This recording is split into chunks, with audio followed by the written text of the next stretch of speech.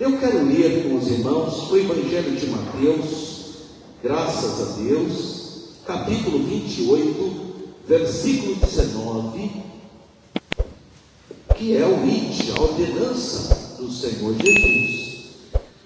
A primeira ordenança do Senhor Jesus está aqui em Mateus, capítulo 28, versículo de número 19. Diz assim: portanto, ide, ensinai todas as nações, batizando-as em nome do Pai, e do Filho, e do Espírito Santo, ensinando-as a guardar todas as coisas que eu vos tenho mandado, e eis que estou convosco todos os dias, até a consumação dos séculos. Amém. Graças a Deus. Olha, irmãos, que coisa maravilhosa, Jesus dando uma ordem. Isso aqui é uma ordem de Jesus, é o próprio Jesus que diz: ide. Portanto, ele está concluindo, né? Portanto, ide e ensinai. Não pode batizar uma pessoa sem ela ser ensinada, irmão. Se você batizar uma pessoa sem ensinamento, você está dando banho nela, ou simplesmente participando de um ritual religioso. Todas as religiões de mistério têm rituais religiosos, rituais, ritos, mas aqui Jesus está dizendo o seguinte: vai e ensine. A pessoa tem que aprender por que ela está sendo batizada, o que significa o batismo, qual é o compromisso que ela tem diante de Deus. Por isso que nós temos o discipulado, todo domingo, né? Temos aqui o irmão ensinando a palavra de Deus, o irmão Cauã, ou então o irmão Fabrício, eles estão ensinando. Essa é a palavra de Deus. Nós somos uma igreja bíblica. Tem igreja, irmão, que é uma simplicidade. A pessoa vem a primeiro dia na igreja, já vai batizar, já joga a pessoa, dá banho na pessoa, irmão. Batiza a pessoa com vício e tudo, batiza o vício dela também. Tem gente, tem igreja por aí, irmão, que a pessoa já fuma lá mais de 30 anos e é crente. Gente que bebe e é crente, porque batizou o vício dela também. Não entendeu o que é batismo.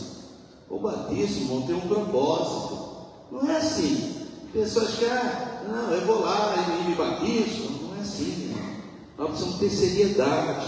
O batismo tem uma fórmula. A fórmula é essa que Jesus deixou: em nome do Pai, e do Filho e do Espírito Santo. Agora a pessoa muda a forma batismal, irmão, ainda vai achar que está superior aos outros. Tem igreja assim, irmão, atrapalhada. Não, o batismo é só no nome de Jesus. Não, irmão. O batismo é na autoridade de Jesus. Quando a Bíblia fala que aquelas pessoas foram batizadas no nome de Jesus, tem 4 passagens em Atos dos Apóstolos. Primeiro, que ele está falando de maneira, Pedro está pregando. E quando você está pregando, você não dá detalhe, você resume a ideia. Então, quando a Bíblia fala para batizar em nome de Jesus, está dizendo que é para batizar na autoridade de Jesus. Porque a fórmula é Jesus que deu. Não é Pedro que dá a fórmula, não é Paulo que dá a fórmula é Jesus que dá. Está aqui, ó, Mateus 28, 19. Isso é Jesus que está falando. Não é Pedro, não é Paulo que está falando, não é Mateus.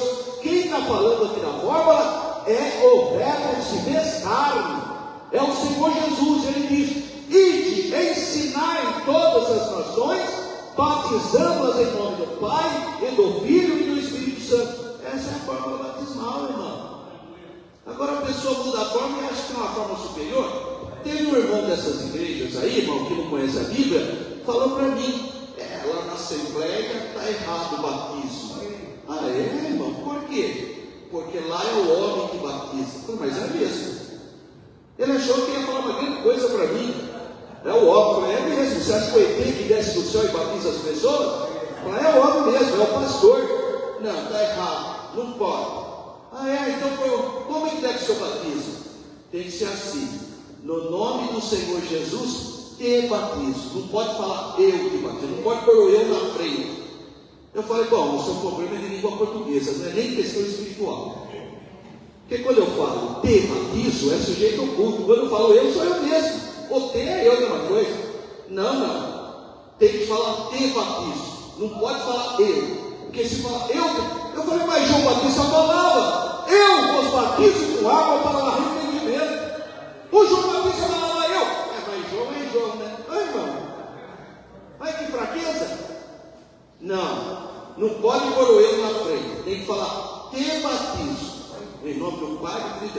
falava, eu te batizo. Eu falei, por que ele não pode falar eu? Porque aí a carne, o homem está na frente. E não é, tem que falar ele. Ah, é? Eu falei, tá bom. Eu falei, olha como se é um problema sério de língua portuguesa. Então vamos lá. Eu vou te dar um revólver. Você vai chegar para a pessoa e falar, te mato, pá! Aí eu chego e falo, eu te mato, pá! Aí você vai lá falar para o juiz que não foi você, que você falou te. Eu não falei eu falei te mato. Você vai para a cadeia, a mesma coisa, porque o ato é você que está fazendo. Irmão, é tudo gente que não conhece nem a língua portuguesa, irmão. Não importa se você falar te ou eu, é a pessoa a mesma coisa. Nós seguimos a Bíblia. João, eu vos batizo com água, eu te batizo. Agora a pessoa fica inventando coisas, o pior não é isso, irmão. Se fizesse isso e ficasse na dele, o pior tem crente que acredita nisso, né? E vai se batizar de novo nessas igrejas toda atrapalhada. Igreja que não tem a Bíblia como única regra de fé, mas simplesmente, irmãos, um sistema místico de religiosidade. Não pode, irmão. Crer é também pensar. Não caia nessas invencionices humanas. Aí ele ficou sem graça, né? Olha, então dei esse exemplo aí, tá bom, pega um revólver, eu te mato. Aí, te mato, pá! Não fui eu falei te. Ai, que bobeira. Claro que foi você. Então, irmão, não seja enganado. Vamos seguir a ordem de Jesus. Então, a primeira coisa que Jesus falou, ensine, tem que ensinar uma pessoa. Agora, irmão, uma pessoa, meu Deus do céu. Olha, eu vou dar um exemplo. O que significa o batismo? Vamos lá. Batismo significa sepultamento. Quem que a gente sepulta? Morto. É morto, irmão. Você não pode sepultar uma pessoa viva. A pessoa está viva, você vai. Aí você está cometendo homicídio. E nesse caso, essas igrejas estão cometendo homicídios espirituais. Porque a pessoa nem morreu para o mundo, não morreu para o pecado, não morreu para os vícios, e você vai batizar a pessoa? Como pode uma pessoa ser irresponsável assim? Por isso tem que ensinar. Você só pode batizar quem já morreu para o pecado. Você só pode batizar quem já morreu para os vícios.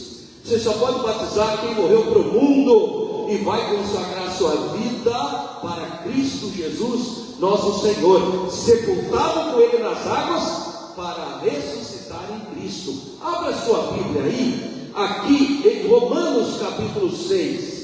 Romanos, olha só o que diz Paulo na sua carta aos irmãos de Roma.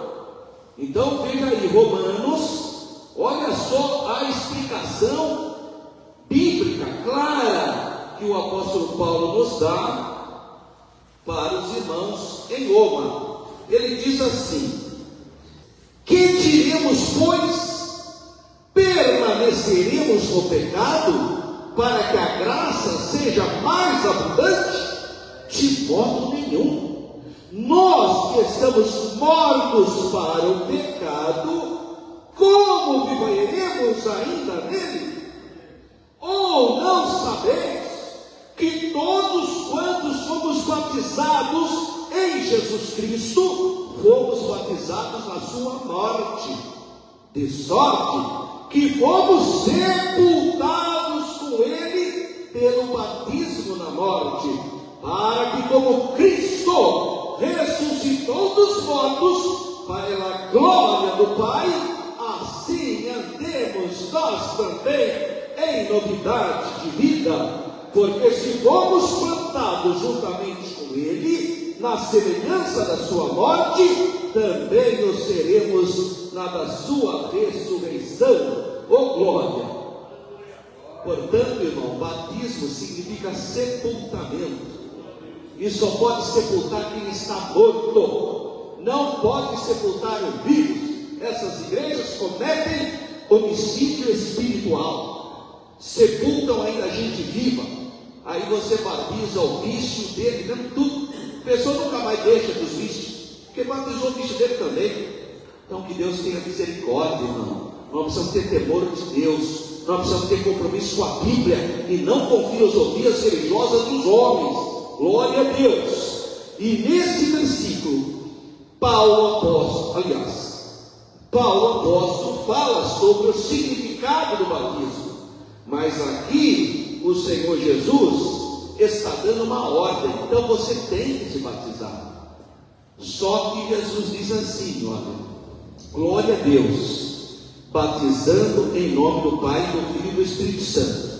A ordem aparece também no Evangelho de Marcos. Abre aí o Evangelho de Marcos, capítulo 15. Aliás, 16, versículo 15. Olha só como, porque o Evangelho de Marcos é um evangelho simétrico ao Evangelho de Mateus. Então, Marcos, capítulo 16, versículo 15, diz: ide por todo mundo, pregai o Evangelho a toda criatura. Olha o versículo 16: quem crer e for batizado, tem que crer, tem que aceitar Jesus como seu Salvador pessoal, tem que ser santificado pelo Espírito Santo. Quem crer e for batizado será salvo. Agora, olha a segunda cláusula: quem não crer. Não é quem não crer e não for batizado, é apenas quem não crer. Por que a Bíblia diz isso? Porque tem pessoas que não dá tempo de ser batizado. Graças a Deus, nossa irmã Daniela teve o privilégio, fez o discipulado, teve a oportunidade, está tendo a oportunidade de ser batizado. Mas, irmãos, eu conheço pessoas que aceitaram Jesus e depois vieram óbvio, não deu tempo de ser batizado. Aquele ex-ladrão na cruz, não deu tempo dele ser batizado. Ele estava na cruz. Jesus falou, ele falou para Jesus: lembra de mim quando entrares no teu reino. Jesus falou para ele: hoje mesmo estará comigo no meu reino. Não se batizou. Então é quem crer e for batizado. E quem não crer, o problema é não crer. Porque se não der tempo de ser batizado, a pessoa está salva a mesma coisa. Agora, se você tem a oportunidade de fazer o discipulado, se preparar e ser batizado e não querer ser, aí está o problema. Você tem todas as condições, você tem todas as oportunidades, por que não quer obedecer à ordenança do Senhor Jesus? Porque Jesus deixou só 2 ordens. A Igreja Católica, irmão, inventou 7 sacramentos, é invenção. A Bíblia fala só de 2 ordens. Essa aqui que eu li para os irmãos: ide e ensinai as nações, batizando-os em nome do Pai, do Filho e do Espírito Santo. A outra ordem do Senhor Jesus, nós celebramos no último sábado: fazer isso em memória de mim. Então Jesus deixou só 2 ordens, ele falou 2 vezes. E o que Jesus fala? Fazer discípulos, é uma ordem imperativa. Ensinar e batizar. Então o batismo é uma ordenança de Jesus. Todo cristão nascido de novo, que está morto para o pecado, para os vícios, para a iniquidade, tem que ser batizado, obedecendo a ordem do Senhor Jesus. Só que presta atenção: o batismo não purifica o homem do pecado, hein? Cuidado, porque muitas igrejas ensinam que a pessoa tem que se batizar para remir o pecado. Qual é a base dessa teoria? É a pregação de Pedro. Pedro pregando, ele fala: seja, cada um se arrependa, seja batizado para perdão dos seus pecados. Só que a cláusula primeira é arrependimento.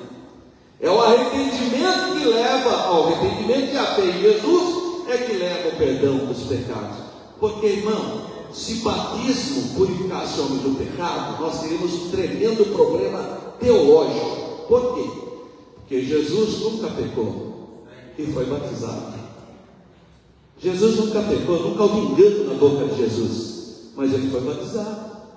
Então o batismo significa a purificação do pecado. Só tem algo que purifica a gente do pecado: é o sangue de Jesus.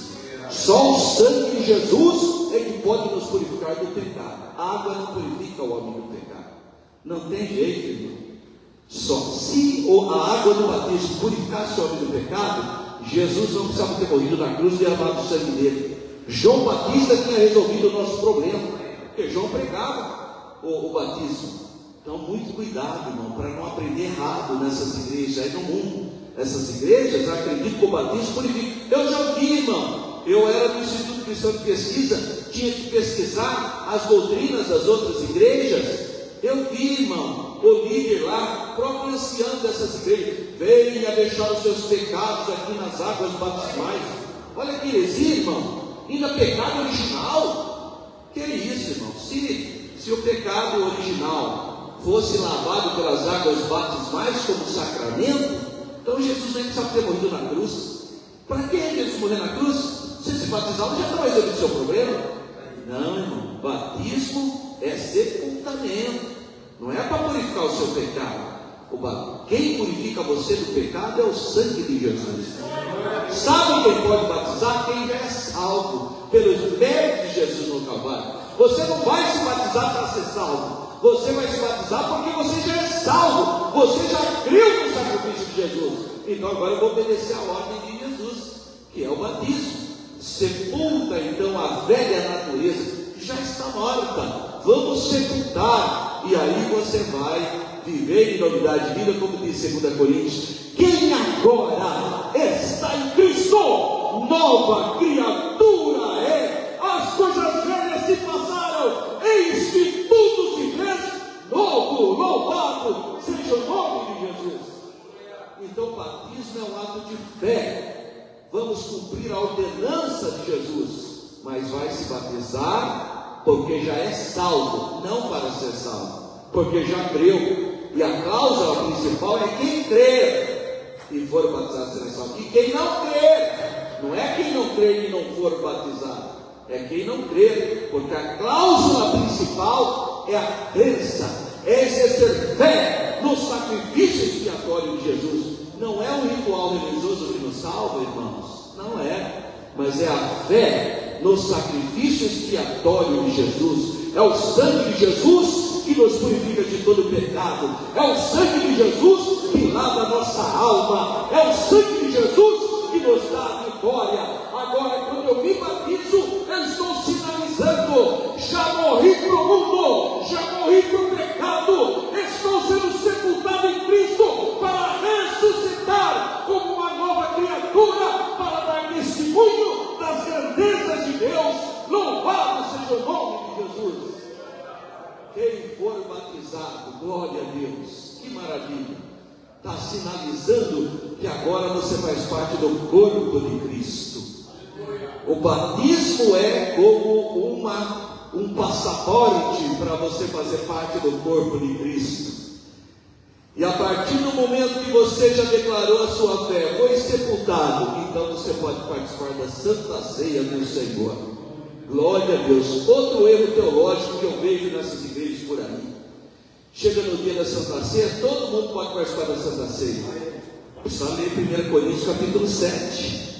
Acho que não tem capítulo 7 na Bíblia dessa gente, irmão. Não, irmão. Paulo fala: você acha que o corpo de Cristo é o corpo de uma meretriz? Você acha que pode ter comunhão com as trevas e vir participar dos emblemas sagrados? De jeito nenhum. Só pode participar do corpo de Cristo quem está em comunhão com Cristo, quem morreu por pecado. Um dia um desses irmãos dessas igrejas que dá ceia para todo mundo, é só, sei lá, que ele dá ceia para criança, dá ceia para qualquer tipo de religião, não importa, você vai lá e tem dá ceia. E veio falar para mim, irmão: mas Jesus falou: tomai dele todos. Todos é todos, irmão, não é todos, mas quem estava lá do todos? Quem estava lá no dia da Páscoa? 12 discípulos que tinham aceitado Jesus. Vê se o sacerdote judeu estava lá na ceia. Vê se o povo judeu que não queria saber de Jesus estava lá na ceia. Vê se os idólatras estavam lá na ceia. Não, só estava lá na ceia os 12 discípulos. Ou todos que Jesus havia ferido, todos os que lavaram as suas vestiduras no sangue do Cordeiro. Agora, uma pessoa cheia de mundanismo, vive ali na mesa da idolatria, do pecado, e vem querer participar do corpo de Cristo, do sangue de Cristo. É uma blasfêmia, irmão. É isso que Paulo fala no capítulo 7. Então, irmão, graças a Deus você faz parte de uma igreja sadia, uma igreja bíblica. E outra que eu estou falando, irmão, eu tenho provas históricas para os irmãos. Não é só uma questão, então, porque tem gente que ensina, não é bem assim. Não é? Pega os primeiros documentos da igreja cristã. Tem um documento do ano 70 depois de Cristo chamado Didaquê.